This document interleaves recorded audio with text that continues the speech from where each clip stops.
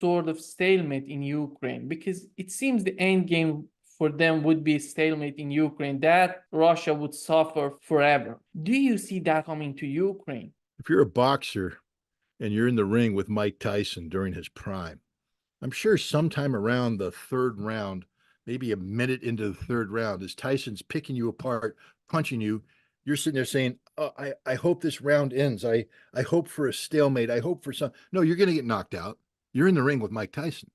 And Mike Tyson's beating the crap out of you. He just spent 2 rounds studying, learning you. Now he's bringing the pain. Ukraine's in the ring with Mike Tyson, and they're feeling the pain. NATO's there symbolically. They're the trainer on the sideline watching their fighter get taken apart. Again, the trainer can sit there and say, well, the best I can hope for is that maybe Mike Tyson breaks his hand punching my guy, and then he can't finish the fight and we have a draw. That ain't going to happen. Mike Tyson's going to knock your boy out. Your boy's getting knocked out as you speak. There will be no draw. For all the people that are hoping for a draw, do you really think that's a draw? Do you think Russia's ever been willing to accept a draw? No. This war ends when Russia determines the war is over. And I'm telling you right now, increasingly the signs are this war will not end until Odessa is Russian, Mykolaiv is Russian, Dnipropetrovsk is Russian, Kharkov is Russian, maybe more if Ukraine wants to continue this insanity. Ukraine's going to lose easily 20% more of its territory and the population that resides there, because they're listening to their NATO trainer who told them to get back into the ring. When it comes to the mercenaries, how much they have influenced this conflict in Ukraine? What was the outcome for the West? Look, is there anything good coming out of it? Yeah, dead mercenaries. Dead mercenaries are always a good thing. I hate to be callous that way, but a mercenary is the scum of the earth. You're being paid to kill somebody not in support of your nation.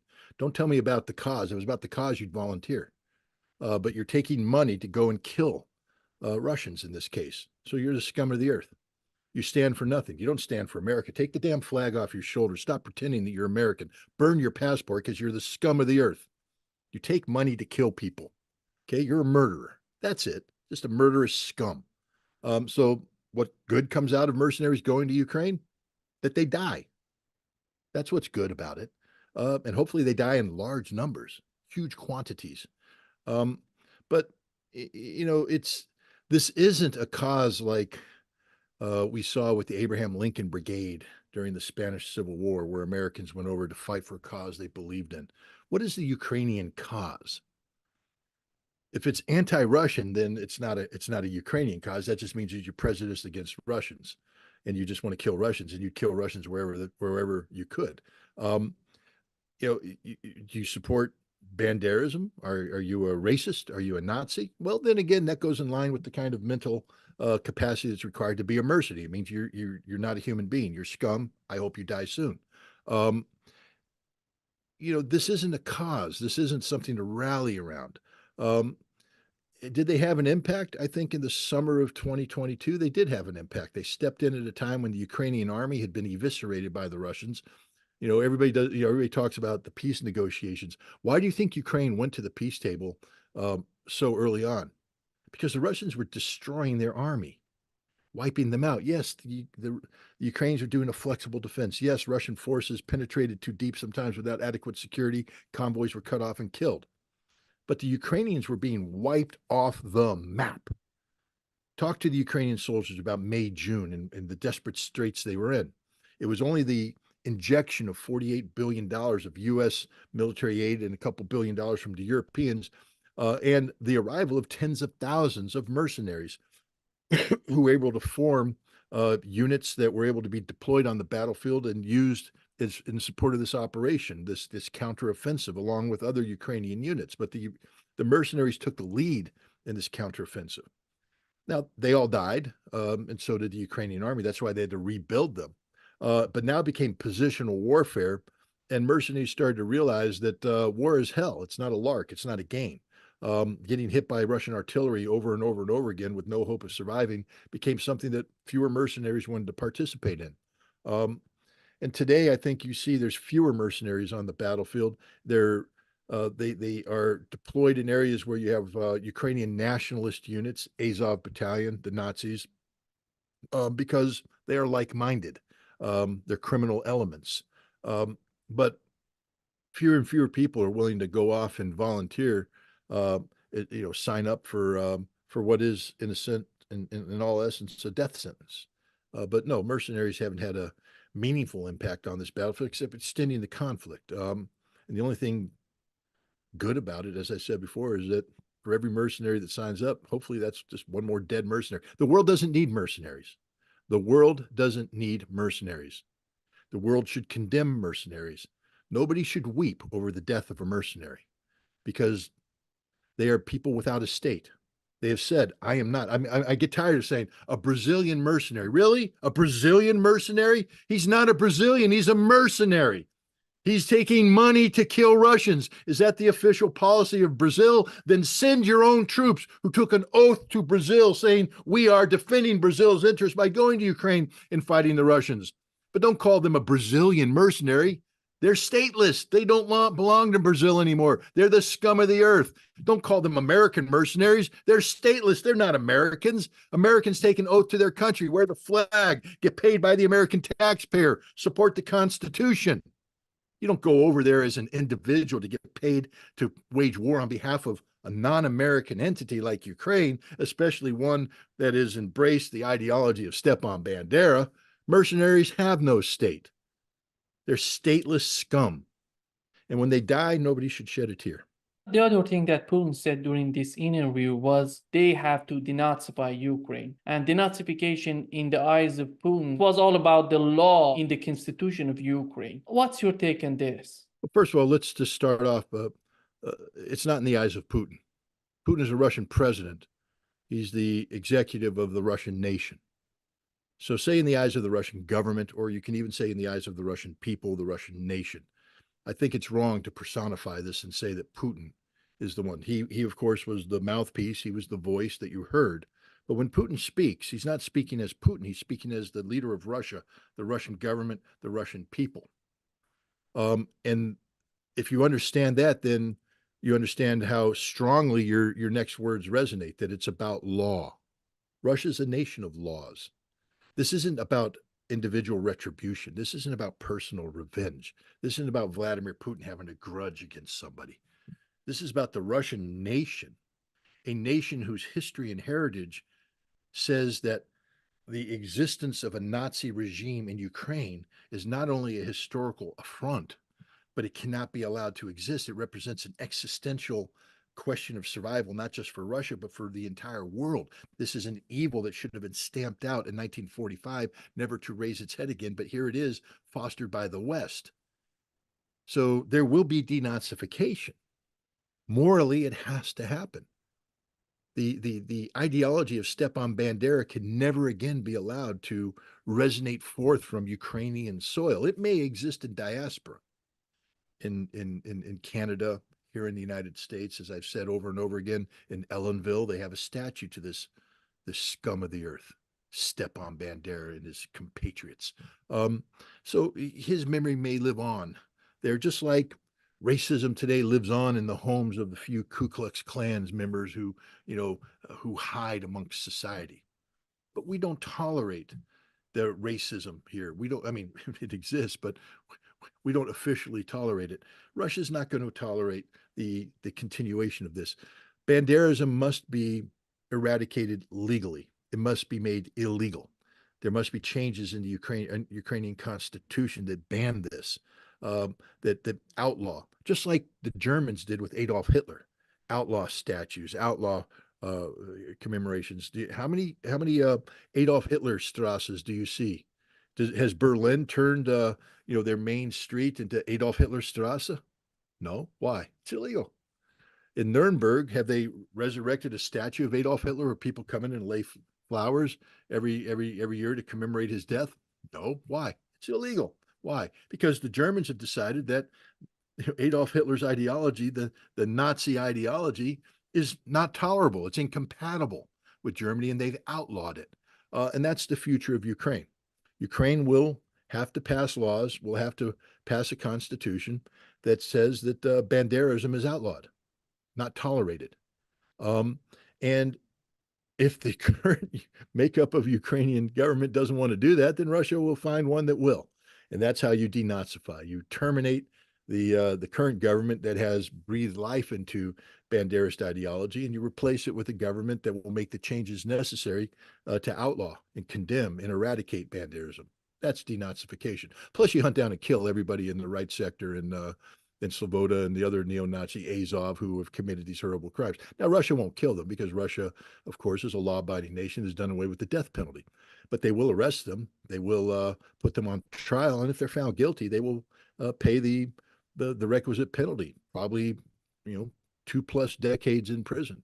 But that's the lot of criminals. You break the law, you pay the price. I mean, as my old buddy Beretta said, if you can't do the time, don't do the crime.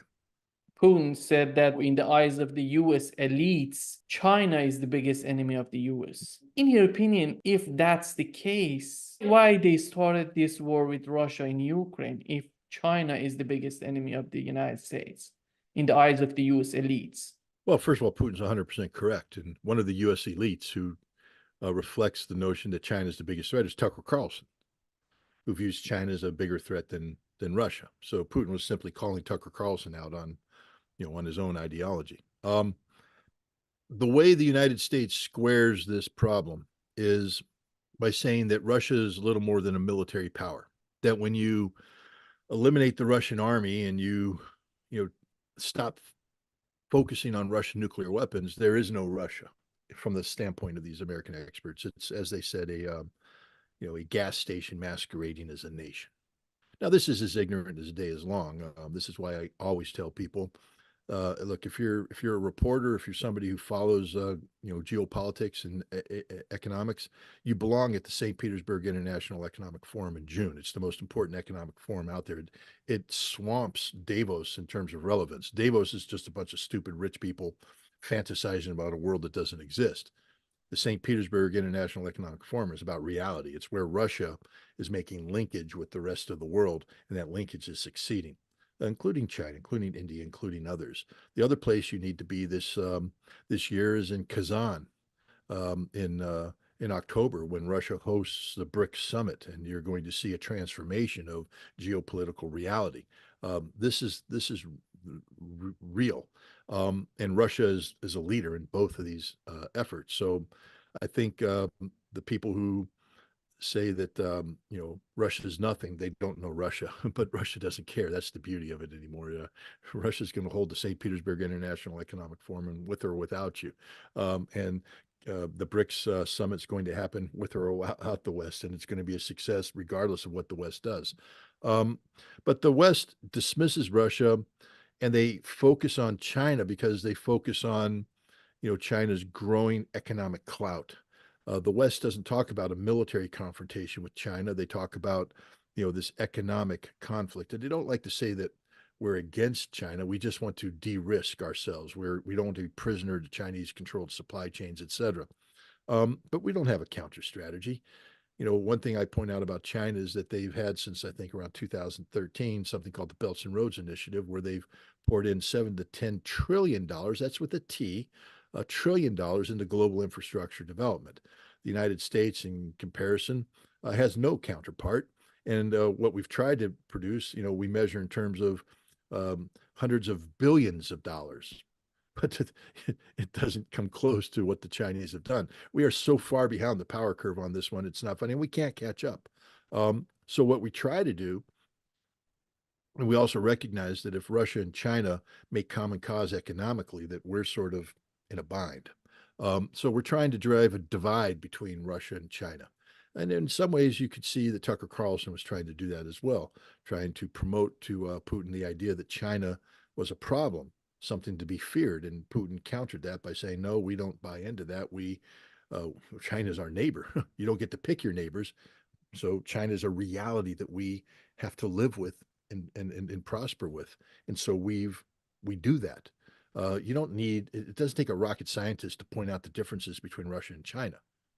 But what Russia and China have decided is to not allow those differences to serve as an entree for people who want to pry them apart.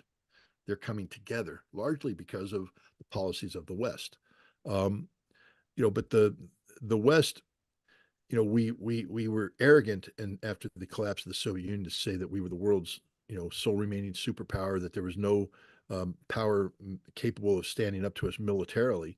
So we just assumed military supremacy, and we viewed every other problem as being economic and economically related geopolitical problems. So we discounted the potential of somebody standing up militarily. Russia has surprised everybody by what's happened in the last 2 years.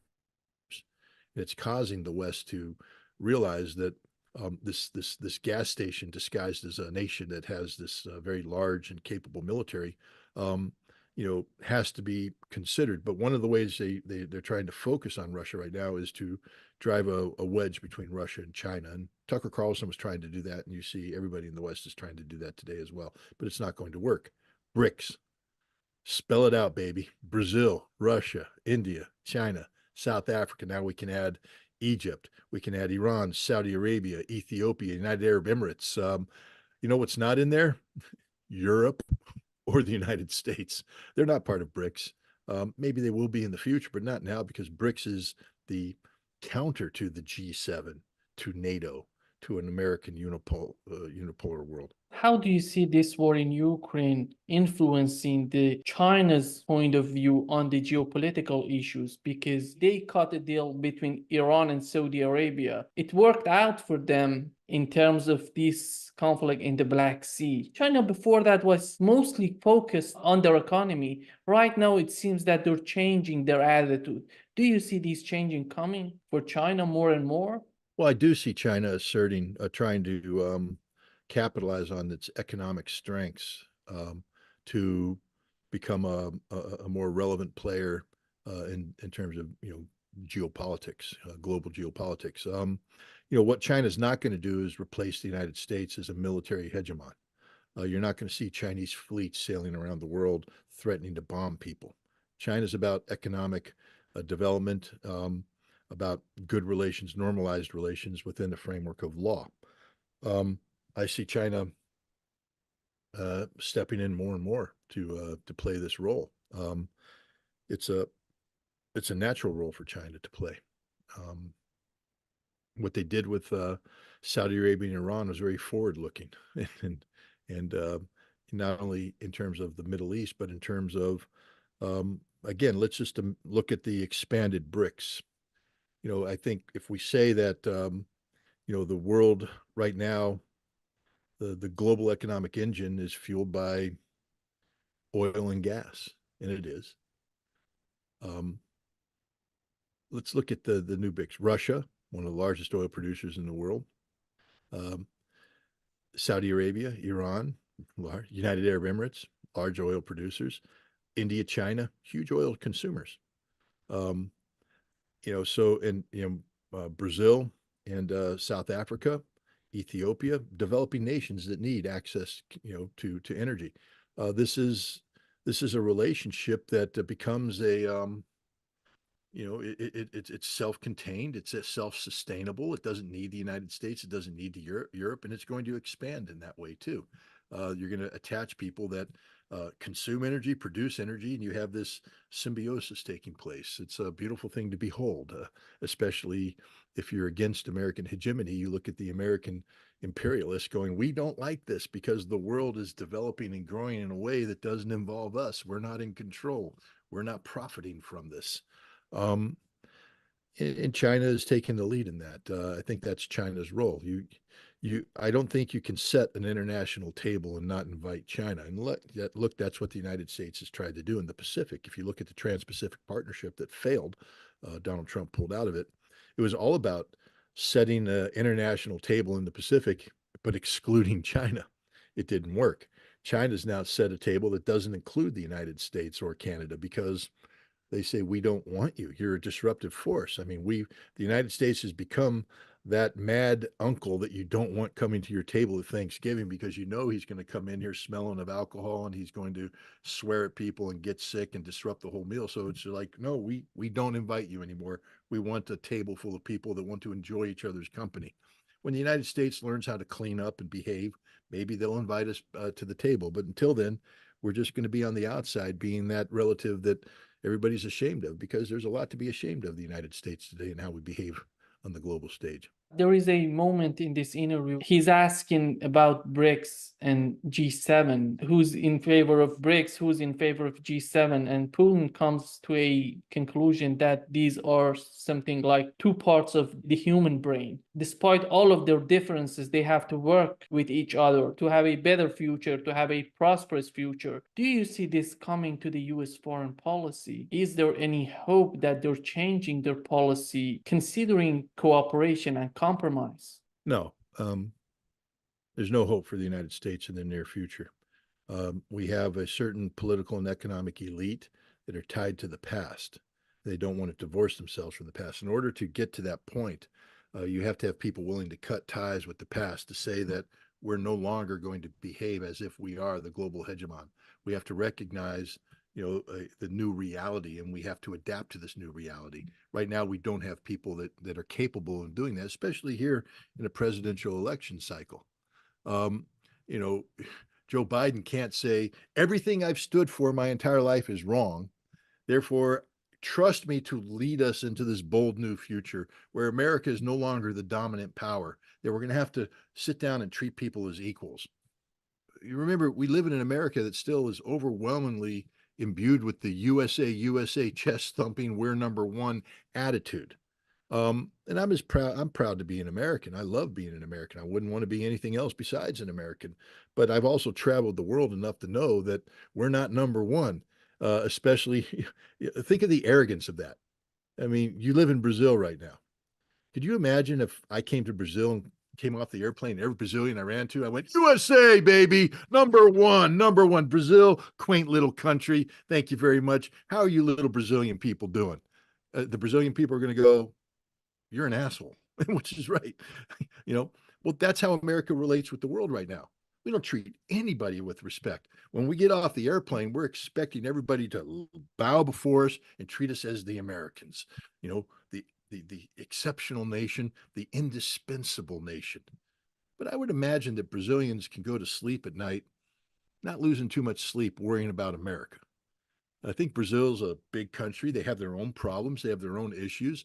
And I don't think that the last thought for each Brazilian before the lights go out is, what does America think about us? I don't think Brazil really cares about America. I think the rest of the world is like that as well.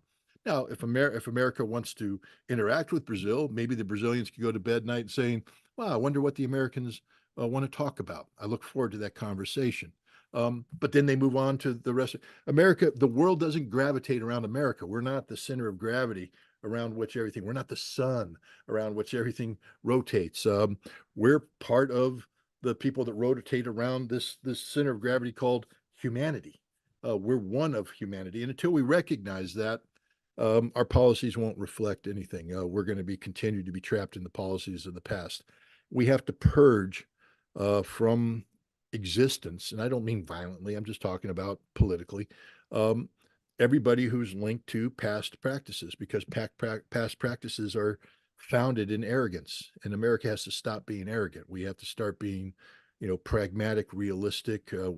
We need to understand our proper role. It's not a diminished role. It doesn't mean that we're a small nation. We're a great nation, and we deserve a seat at the table. Um, but we come to the table as equals, not as the superior power. We don't get to dictate outcomes. We have to negotiate and engage in dialogue to get consensus-driven outcomes. Um, we don't have political leadership capable of doing that right now, and we don't have anybody on the horizon capable of doing that. It's going to be a decades-long process before America is able to fundamentally reshape its foreign policy. Recently, Lavrov said that if we're going to get a new member for the UN Security Council, we support representative from Africa, Asia, and Latin America. Do you think that would be one of the steps that we can take toward this situation of having some sort of balance in the international relations? Well, it's common sense, of course it is, but what it shows you is the comfort level of Russia and its role in the world today.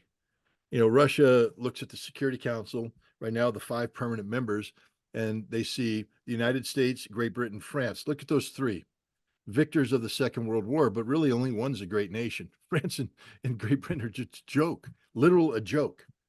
I mean, Great Britain, when you factor it into the list of nations, It's pathetic. It's at the bottom. France, same thing. These are not great nations. They're not even great civilizations anymore. France is holding on to some sort of claim, but there's nothing.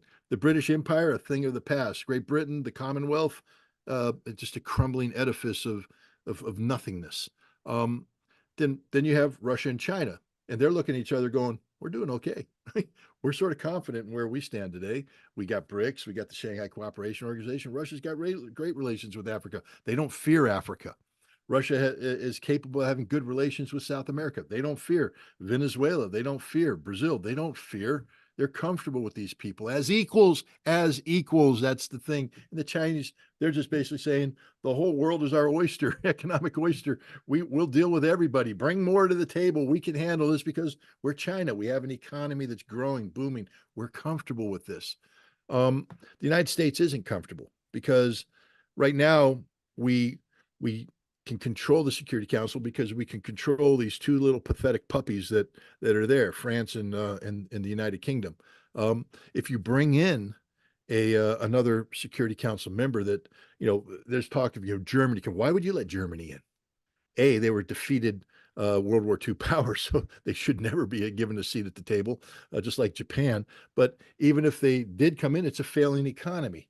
Why not bring in a thriving economy, a growing economy? Again, South Africa, it's got a seat at the table in BRICS. Make South Africa a permanent Security Council member. That would be nice. In Asia, you can, there's a lot of candidates. India, they're a power. Let's bring India in. Brazil deserves a seat at the table. They're there. But see what I just gave you is I gave you 3 of the BRICS countries. It shows you that the United States is not in control of the growth of the world. It's not comfortable with a growing and empowered world, and the United States will not allow expansion of the Security Council in this manner. If they were going to agree to expansion, they would have to have a country they can control. The United States doesn't know how to coexist with people as equals. We have to control people. So we will not allow the expansion of the Security Council unless it includes Germany, or Japan. We can control these 2 countries. But God, no, we're never going to let Brazil in. We're never going to let India in. We're never going to.